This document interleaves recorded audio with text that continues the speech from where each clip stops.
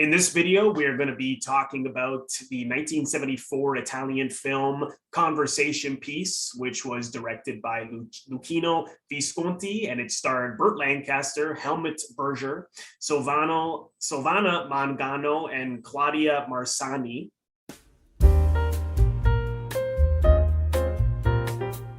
If this is your first time here, this is a video podcast where I explore the many different ways in which stories are told on film. And my guest today is one of my Patreon members, actually, Kathy Rupchick, who is an actress and writer. She is the co-creator of AKA Hammertown, and she has also appeared in numerous short films, television shows, and feature films. So, Kathy, thanks so much for joining me today. My pleasure. Thank you. No, this is great, because I know that you'd mentioned you were a fan of Italian films, and I love Visconti. And this film I've seen once before, which the first time I saw it, I thought it was all right, and I had a very different reaction the second time I saw it yesterday. So I was curious what your impressions were. How did you take to it? Yeah, that's really interesting you say that, because I too had a different impression the second time I watched it. The first time I watched it, I had not heard of it. You told me about it. And I, read a breakdown, and I knew what I was in for based on, they give you the plot. And I thought, not far into it, it's like, oh, okay, I made my presumptions. Like, this could be a thing where it's farcical, like this poor guy and these wacko cuckoo tenants, and where's this going to go? And maybe in the end, someone ends up marrying someone, who knows? Yeah. Or it could go the other way and be dark, kind of go down this dark road where, wow, like the tenants that won't from hell that won't leave kind of thing. That's what I thought too. Right? Yeah. So, and I think it was kind of leaning that way, even, just in the early stages, when you find out that the Marchese is not with this group from, can't remember the name. It's like Sotheby, but the group that's representing the art that is bought and sold with the professor. And there's a point where she goes out onto the veranda, and just the effect in her eyes looked almost otherworldly. Just the lighting in her eyes and the look on her face. I think it's a point where she realizes Conrad, who we'll talk about, has come along somehow against her wishes, and she shoots this look to her daughter's boyfriend, and the look in her eyes was just dark and menacing, and to me it was almost otherworldly. So I thought, ooh, this is going to go the dark route. Yeah. But it isn't too long before you find out that her gigolo has this disdain for her, and on her part, she's battling with him. And then I got this sense like, oh, this is going to be interesting. And then throw in the professor, Burt Lancaster, who is, what has descended upon him. He lives this life where he's happy with all these silent paintings, and this is good for him. This is how he wants to live the rest of his life, with his housekeeper and his art and his comfort and his shelter. So the first time around, I was just kind of navigating everything, and then just kind of getting surprised constantly. But I definitely wanted to watch it again to really look for more. Yeah, it's one of those kind of movies that you can't sit back and just be eating popcorn and expecting it to be fed to you, because I must have watched it the first time when maybe I was in the mood not to be too challenged, because when I watched it the second time, it was like seeing a whole new story, and I can see why, because you have to lean into it. Like, he doesn't really give you all of the answers, Visconti. Like, all of this relationship with the family is vague as to exactly what's going on. And I imagine that's because it's really based on, it's from Burt Lancaster as the professor's point of view. So we really only know as much about this family who are kind of coming into his house. We only really know as much as he does. So was that something that bugged you, that we didn't really get all the details of exactly what was going on with this family? But I think for me it was enough that you got the gist of it. I mean, was that something that you wanted more from? Not really. I think I like to be surprised. So I was happy that this wasn't going to be typical. Yeah. As it turns out, and you watch, as you watch the movie, you find out it's not what you think it is. The relationships the people aren't related to who they're coupled with and all the rest of it. But then I was also thinking, oh, this is cool. Like, this is 1974 Europe, Italy.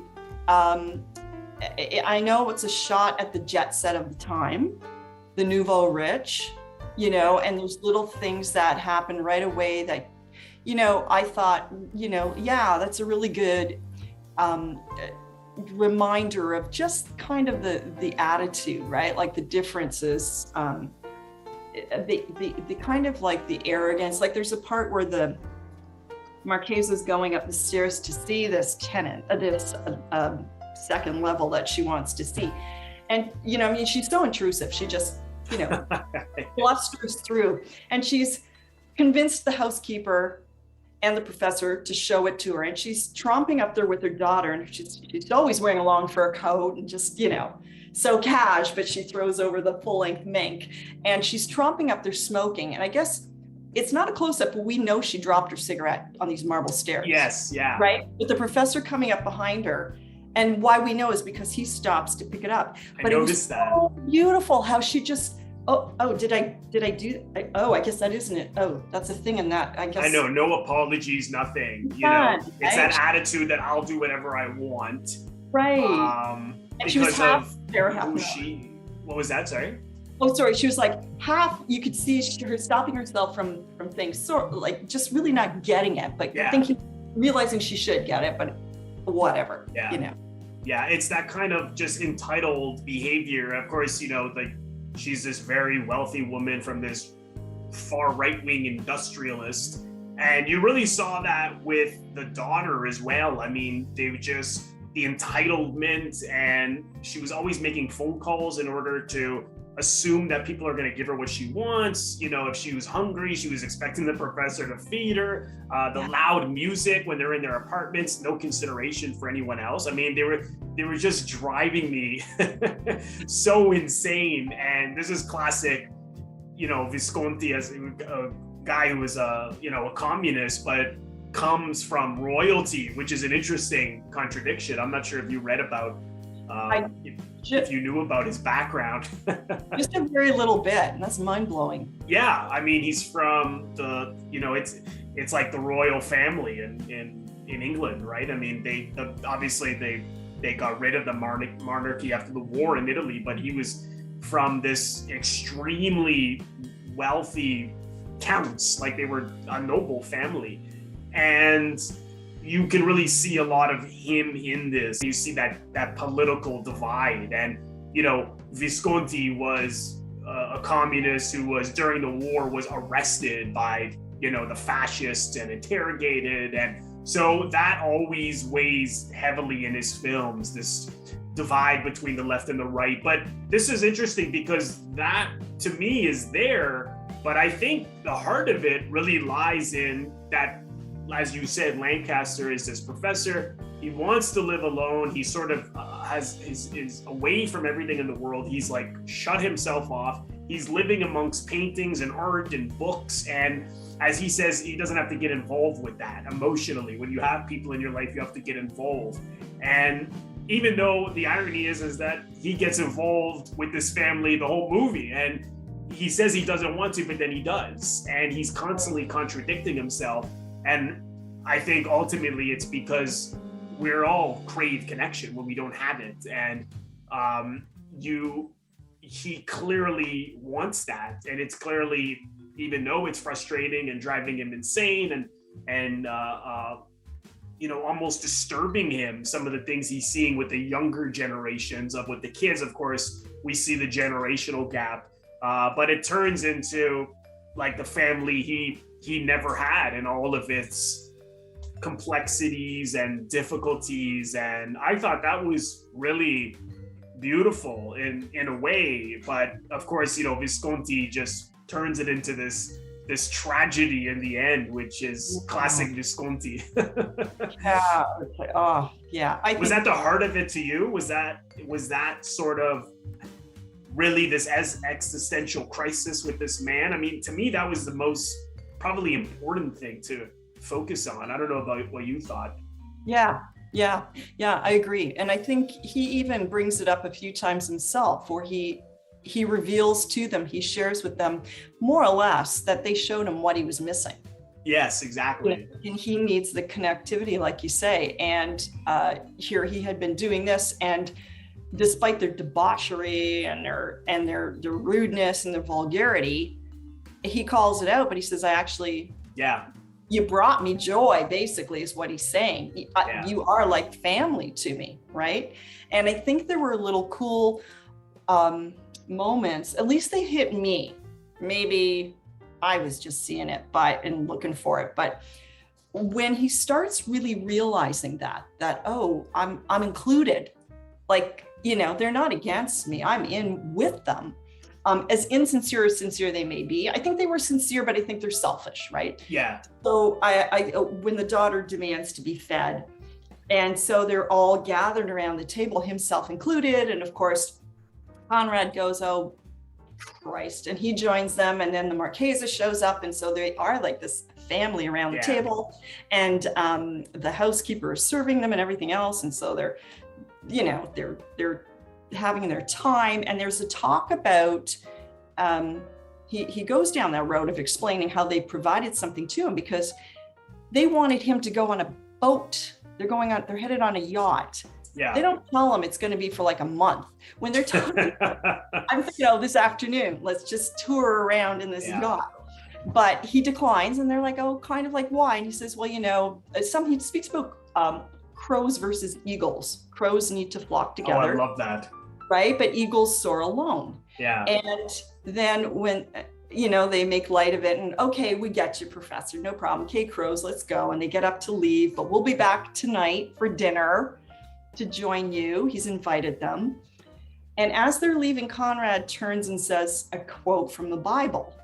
And it's sort of this more solemn moment of a reminder to him. He says, he who is alone falls alone, and there will be no one there to help him up. So it's sort of like, just remember that there's a thing about being alone, and then off they go. And as they leave, he's sitting there, and they've had a pretty good time around the table, but something in his countenance just seems to drop and shift. And he immediately demands Erminia, yeah. He pretty much, as they leave, demands she clean this all up right now. I noticed that, yeah. All the remnants of their presence. And to me, I just thought, did it just hit him that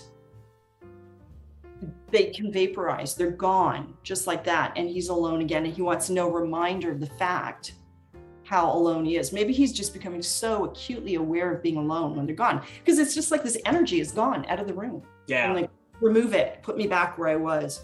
Yeah. So, well, that's what I love that, because it just shows how the complexity of his behavior, which you don't see as much in a lot of conventional films, where a character will be behaving one way and then another. It's a little more like life, where we have all these mixed feelings, because I think on the one hand, he was so comfortable being alone, he wants to be alone, but then he really enjoyed being with them, but also hated the fact that he enjoyed being with them, because he was repulsed by them on the one hand, but then got a kick out of them on the other. Like it's so complicated. But I don't know if you felt that way. Yeah, I did. And I think he was just, like a person who's on their own too much.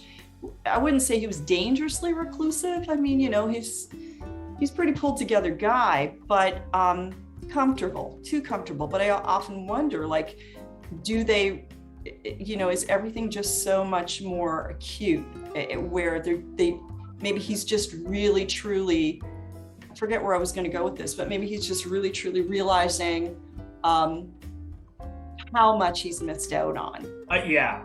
Right. Well, and that could be another reason why maybe he was getting upset as he's becoming awakened by the fact that he's been alone all these years. And then those great flashbacks of his mother, and then we see Claudia Cardinale so briefly as his wife, getting the wedding dress on, and then there's like a bit of an argument, and that's it. So we as the audience don't know what happened there. I mean, he talks about with Conrad that his mother had refugees during the war in the castle that he's now living in, which was his mother's house, and that she was housing them there in that secret apartment that they created behind the bookshelf.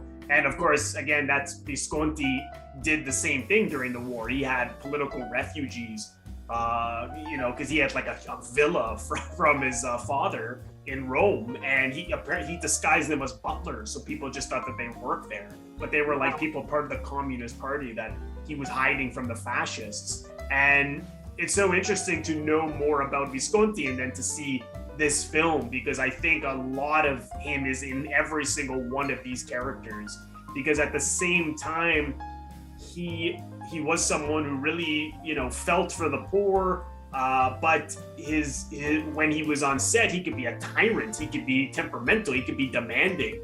People even compared him to the behavior of Hitler. I mean, he'd be breaking flower vases and like at this insane, almost abusive like temper. But then he's part of this aristocratic family, but then it's like he's part of the Communist Party as well. It's so interesting to me. He's he's a really fascinating character, but I think every single one of these people, all that behavior you see, I think that's him. I think that's the professor, the mother, the kids. It's really exceptional, but I really love those flashbacks. I mean, part of me wishes there were more of them. I mean, I think he was doing that intentionally, again, as a way to have the kind of discussions you and I are having, is that what could have happened here? We don't know. I mean, I don't know if did you want more out of those, or did you just like the fact that you can then think what happened to him? Yeah, a bit of both. Initially, I think first time around, I wanted more, but then the second time around, I think it was just when it was significant that it was included. So the flashback to his bride and ex-wife came on the heels of him basically telling Conrad to grow up and leave and get back out there. So, and he retreats, and then he has this flashback of basically going, I assume, through the same thing with his wife. And then his flashback with his mom, where he obviously had come as a little boy from the States. Yes, because his mother was Italian and he's American, Yeah, and they had returned. Came on the heels of another incident. So I think because his flashbacks came on the heel, they were reminding him of his past. So there were definite connections and links, but I think that there could have been a few more of those. It would have been nice to have just a few more of those to flesh it out and maybe just make it a little richer. Yeah, I thought so too. I mean, I've always been fascinated by stories where characters are haunted by their past, like a film that's only from about 7 years back called Wild with Reese Witherspoon. I don't know if you saw that, but the sense of the flashbacks and the guilt of how she's looking back on her life. I imagine he did that intentionally, so audiences will again have these conversations. I mean, it makes you wonder if he actually shot more and then edited it, because that scene with Cardinale is like the middle of a scene, like where it's just he just took this section out, and I can't imagine that that's all they shot with her. I mean, it just looked like that was some long scene. So whatever his choices were, I know what you mean. I have mixed feelings about that, but I did. I mean, again, you know enough to know that the essence of the man, but I certainly would have liked more. Did you think that Conrad was that like a there was some kind of a kindred spirits there between the two of them, like almost like father and son? Was that your impression of their bond? I was going that way. That's what I was feeling. And I wasn't trying to look for, because when I was, reading different people's impressions of the movie, it seemed to be almost like 60-40. People thought it was more father-son, and then others thought it was sexual. But I didn't pick up on that until I was looking. Now they got me looking for it. So then I saw a moment when he was talking about the sea again in the kitchen scene. And he's referring to what the sea is and represents and does. And he's getting a bit mythical, and he's looking at Conrad the whole time. And it is kind of languid and dreamy. And that's Conrad's interesting. Him. So I was wondering if that's what maybe some viewers could latch onto and go, oh, there's something going on here.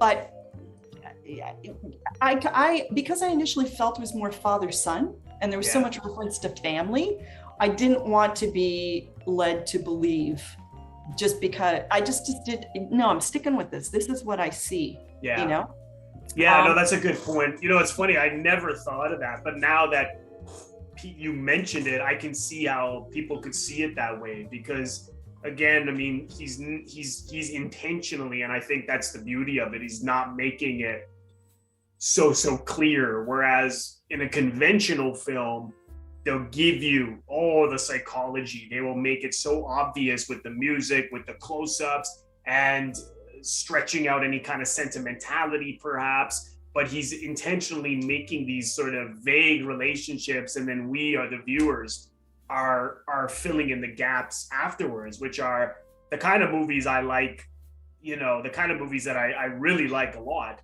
But yeah, this whole thing with Conrad is quite interesting, because at first he's repulsed by him, the language he uses when he first sees him in the apartment, when the wall's coming down and the construction, guys are just totally ruining the apartment upstairs. But then it's over the art. They start to bond over the art, and he seemed to know about art, and then he goes and he got overtaken by the student movements of the late 60s. He was part of a very left-wing group. And, this relationship that he has with the mother, Silvana, that Mangano plays, Marchese, it's so complex, because she's someone who just seems to lie to herself constantly, in terms of, like, she trashes him constantly. She's always arguing with it. And I'm thinking, why are you with this guy? And she says that she's infatuated by him, but she knows his character. She knows he's not good. But then ultimately, I think at the end, you really see that she actually was just totally in love with him. And I have some ideas as to why maybe she was always getting angry at him. But why did you think that, she was treating him in such a way? Yeah, you know what? I found it a bit of a mystery. I think I don't know. I struggled with that, and I think that the only conclusion I came to is exactly as you described. When somebody loves somebody so much that they're not getting what they would really hope to get in return, so they're angry at them all the time. Yeah. They're resenting them, but they don't want to drive them away, although everything they're saying and doing makes it seem that way. But obviously there were those moments, they were just so passionate, Yes. Yeah. And then they're fighting, and then they're making up like crazy.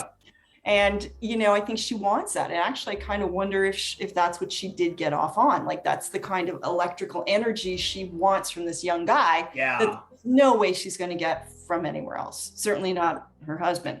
Yeah, I think so. And it's sort of like, it's also, I think politics plays into it too, because she's so, as she says, she's very right wing, and her husband is this right wing industrialist.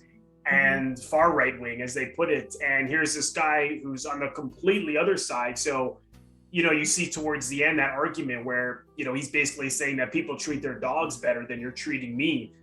Because, they, at least people will bring their dogs out. Like, she hides him. I mean, the whole point of getting the apartment was to hide him there and to not be the police to be able to trace where he is, because he was, he has a troubled past and he has a record, and, you see he gets arrested in Berlin, and that one scene where he's attacked. Again, you don't know all the details of what's going on. I mean, you get the gist of it, but I think you're right. I think I'm not getting what I want totally, so I'm gonna take it out on you. But then the Stefano, the other young man, at first I thought that was the daughter's friend or boyfriend, but then I was getting the impression towards the end that maybe he was another lover with the mother, because as she's talking about when Conrad was talking about the fact that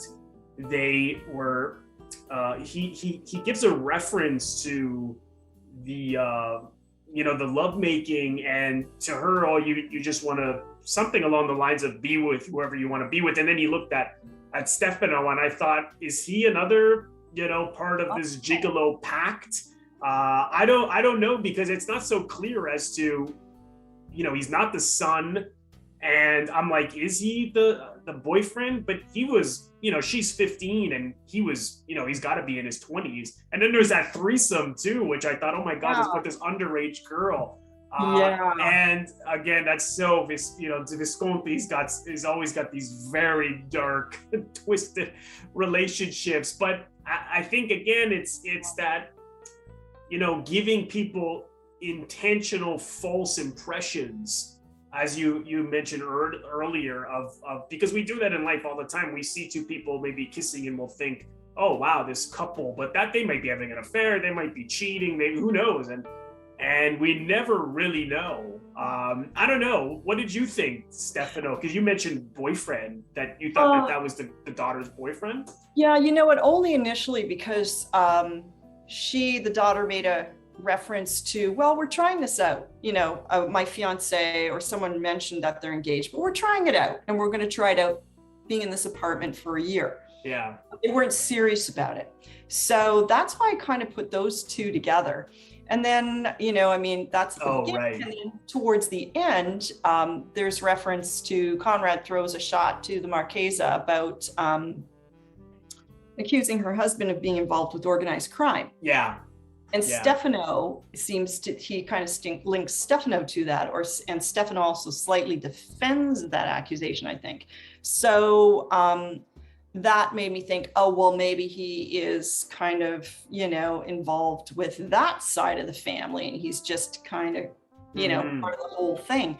And then I really didn't know for sure again, and then I think of mom, and I think, maybe her anger is, she knows stuff, she wants to protect stuff, but she doesn't want to know everything, right? So there's that conflict of wanting to know, aware of something, but not wanting to know much more about it, because she seemed genuinely shocked. Yeah, I thought, when they started exposing certain things, mostly about her husband and whatever. And so where do you put Stefano and all that? Because he was sort of bringing out a lot of that information. Part of me thought maybe he's just a hanger-oner of the family. Well, that's what I thought. Well, this is what's so interesting, because when Burt Lancaster sees them all together, he thought, oh, okay, mother and the son and daughter. And then the reality is, the daughter that's her daughter, but that is not her son. And then at the same time, it's like they're sharing lovers, which I don't think, oh my God, I keep forgetting the mother's name. What was the mother's name again?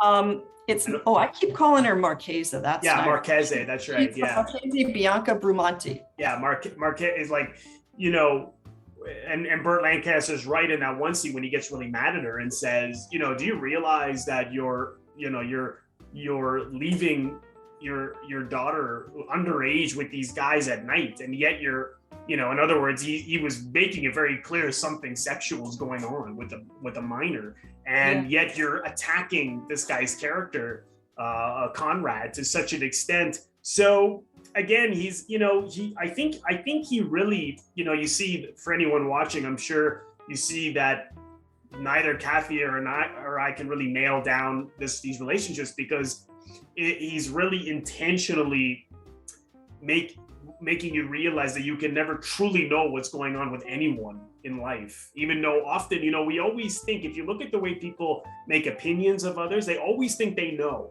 And the reality is you don't know. You can only, you may be right, but you can only know so much, and we don't really know anything. But we can go all day with this, but I think I think the most important thing is as to what it's doing to the professor that Lancaster's playing. Yeah. I don't know if you had a different opinion on that, but that's how I saw it. Yeah, not far off. And I think what kept coming to me is that, Visconti really is taking shots at the decadence of this layer of society. This is what he's always taking a shot at. Yeah. So knowing that they went on this yacht, they were gone for a month. There's obviously, the mom was part of this too. There's reference that the daughter and Conrad spent a month together in the cabin. So, right. When, maybe it's just anything goes all over the place. And this is what he wants to say. It's like, this is how, base these people are. And they think there's something with all their money, yachts, rich spurs, blah, blah, blah. But this is just how base they really are. He certainly wants you to know that. He was making very clear. And again, that's classic Visconti. He has that in so many of his movies. Right. Which makes it so hard to figure out who's who. Right. Yeah. And there aren't going to be any, clear parameters around anyone's relationship. No, absolutely. Absolutely. And, it can frustrate an audience because, and I've said this before on this podcast, it's because and my mind does this well, we get very uncomfortable to not know something. And then if a story, that's why people walk out.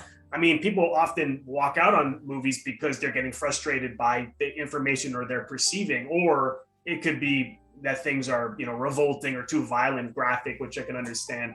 But this is really that kind of film where you have to just look at the interactions and not necessarily nail anything down. The things you're saying are probably the most interesting things about, the way in which they behave, the way in which they are entitled to. And the most important thing is that behavior. That's really what he wants you to see above all. And of course, how Lancaster is taking that.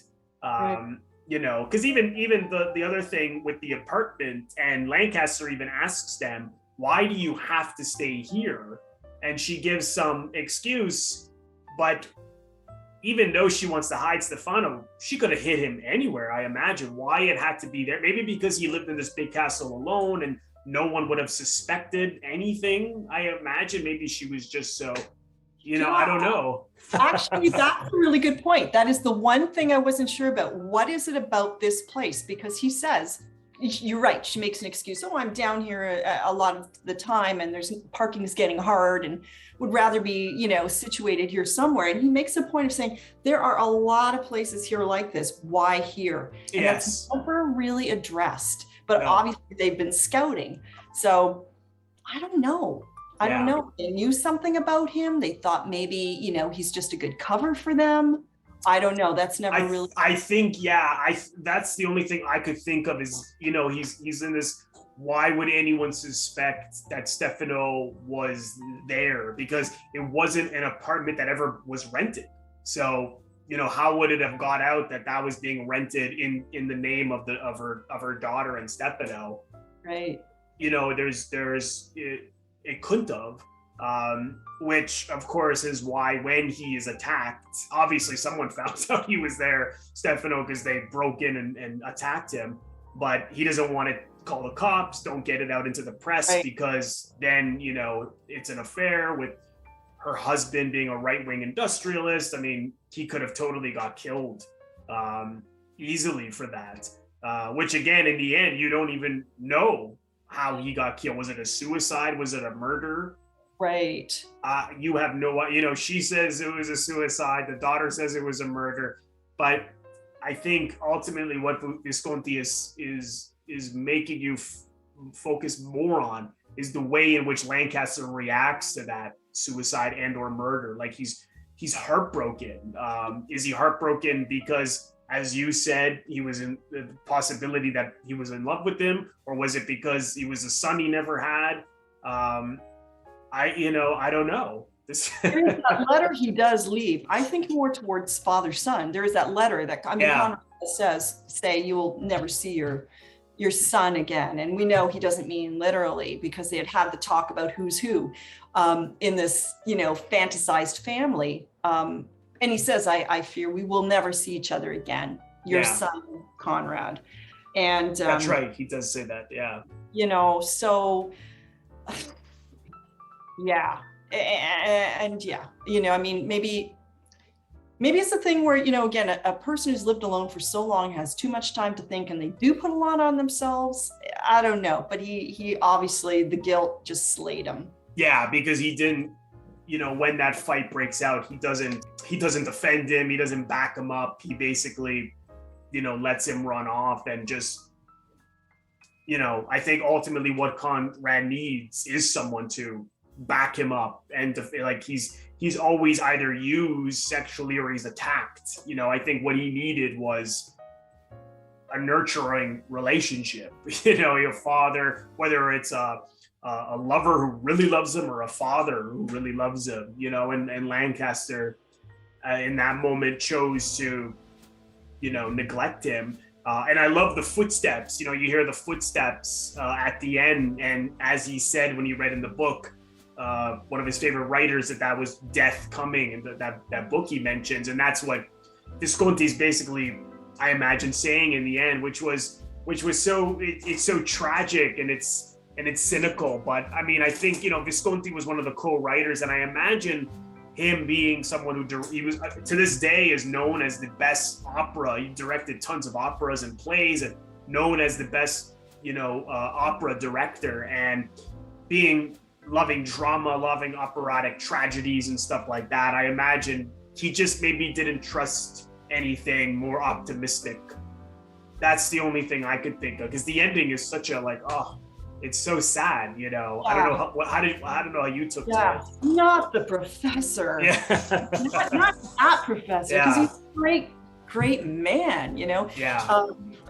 I think that is why I wish there were more flashbacks, because for me, the ending was almost, okay, he's going to look up and he's going to hear footsteps, and here they came. So I think I thought, if there'd just been a few more flashbacks, that would have been even more just a knife to the heart. Yeah, I think so. Yeah.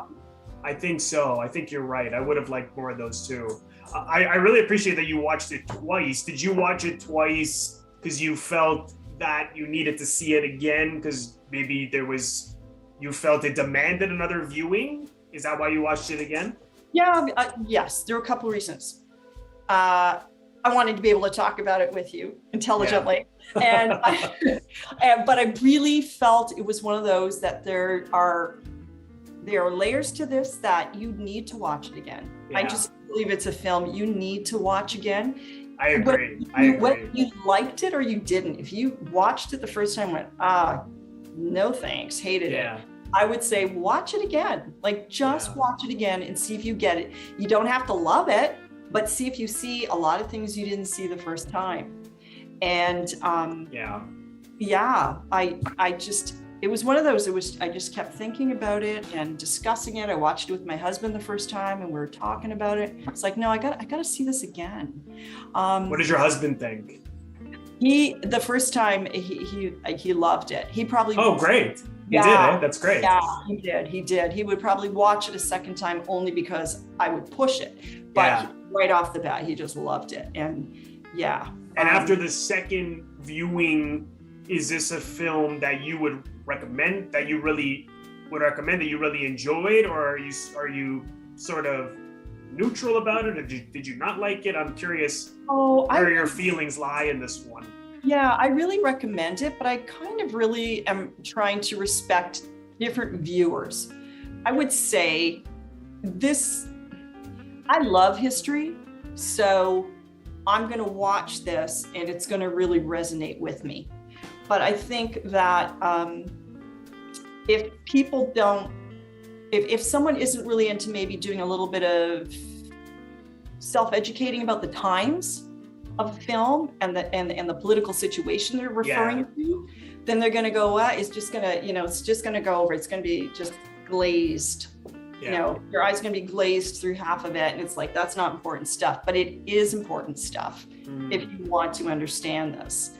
And it's not like you have to, do tons of homework, but I think there are some viewers who just know this is too much work, and I'm not interested in the era.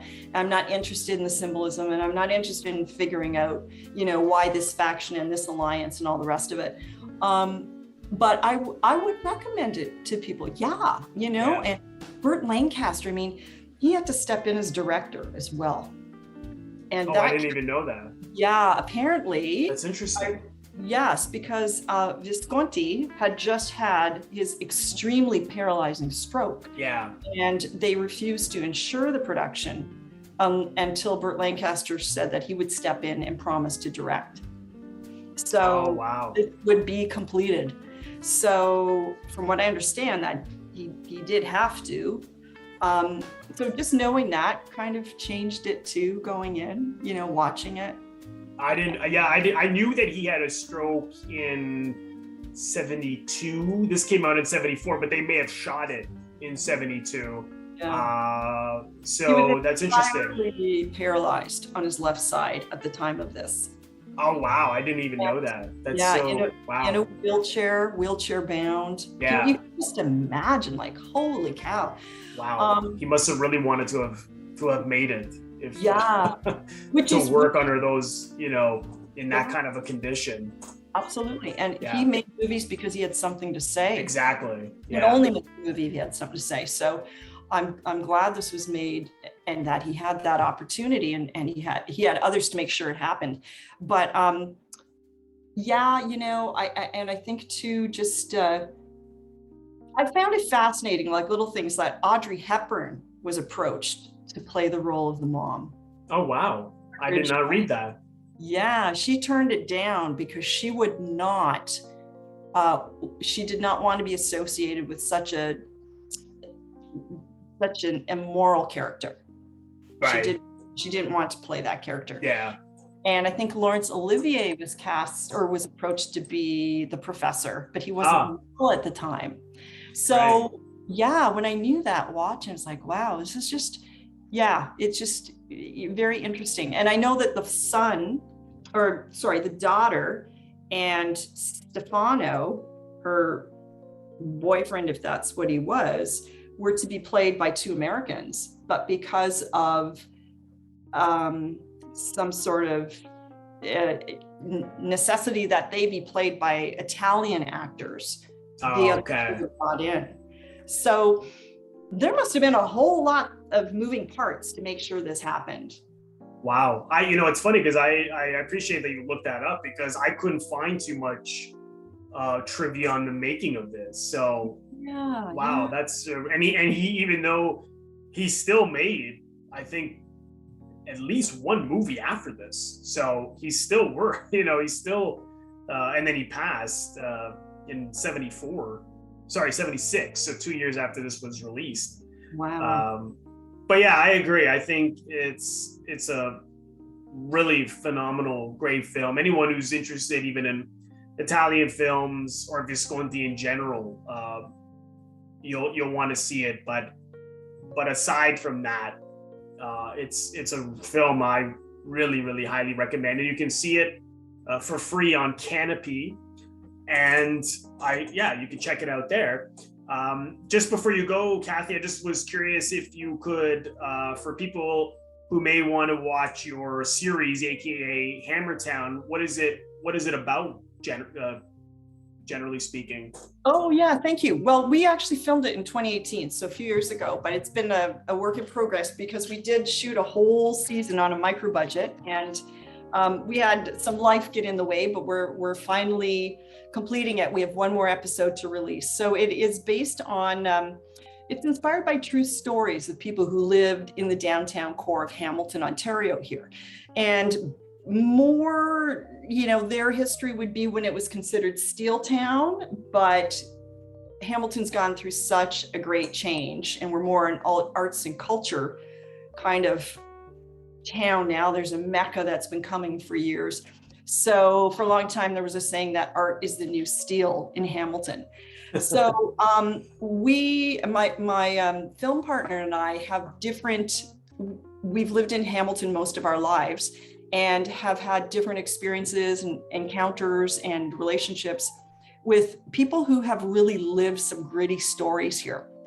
So yeah, it's inspired by some of those stories. So we have there's probably about 10 different storylines that are intertwined. And it's called AKA Hammertown, also known as Hammertown, because we are also known as Hammertown and a lot of other things. And you can see it on YouTube. Great. Yeah, AKA Hammertown on YouTube. It's there. We have one more episode to release for season 1, and we hope there's a season 2. We wrote season 1 with a season 2 in mind. So perfect. We hope that happens. All right, fantastic. I'll leave the link in the description box for those of you who may be interested in checking out AKA Hammertown. And if anyone else is interested, my Patreon membership, one of the tiers is dedicated to Italian cinema, Italian films. So you can find the link to my Patreon if you want to be a member in the description box below. And if this is your first time on my podcast, please consider subscribing by pressing the Robert Bellissimo at the Movies logo. You'll see it floating above my head right here to your top left. Just click on that and then click the bell in order to get a notification every time I release a new video or when I go live. Thanks again, Kathy. Thank you. This was fun. Yeah, it was. And we'll see everyone really soon.